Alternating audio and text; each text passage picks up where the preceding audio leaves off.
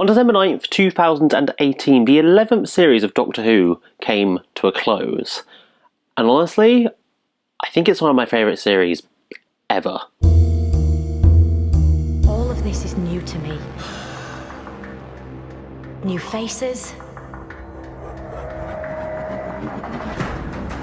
New worlds. For the unaware, the 11th series of Doctor Who aired between October 7th and December 9th, 2018. And it starred Jodie Whittaker as the Doctor and Bradley Walsh, Tosin Cole and Mandip Gill as her companions.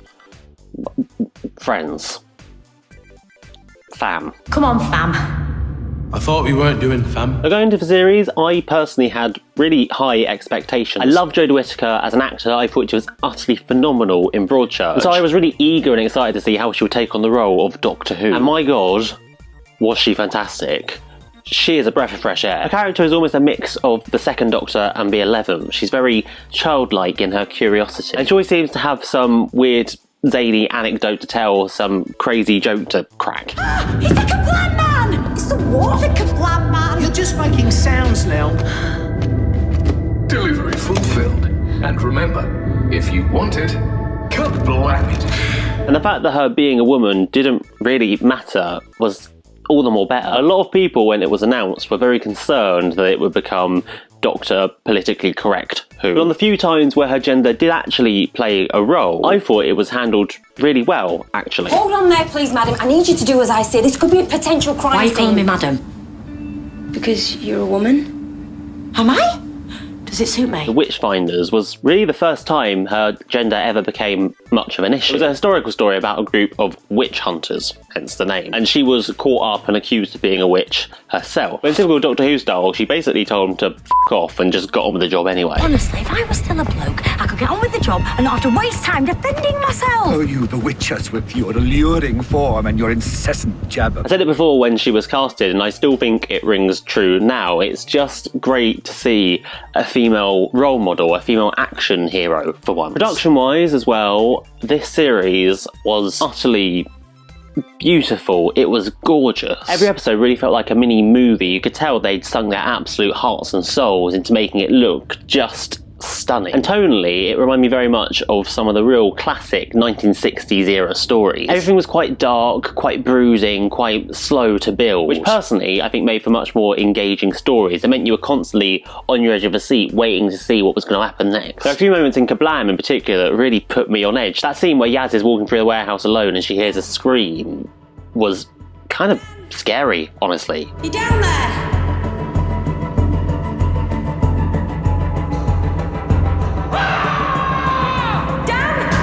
And of the 10 episodes, I think Rosa has to be my highlight of the series. I've always been a bit of a sucker for the historical stories. I love the fact that they go into this world and they relive history. And Rosa really, really impressed me. Operation Rosa Parks. We have to make sure we keep history in order. It's about the civil rights activist Rosa Parks, who refused to give up her seat on a segregated bus in 1950s America. And the Doctor and her crew found themselves engulfed in that story. They became a part of history. And it wasn't sugar-coated like it was in Deep Breath.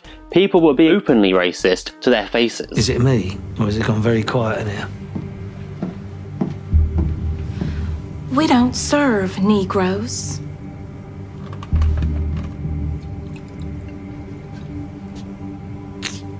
Good.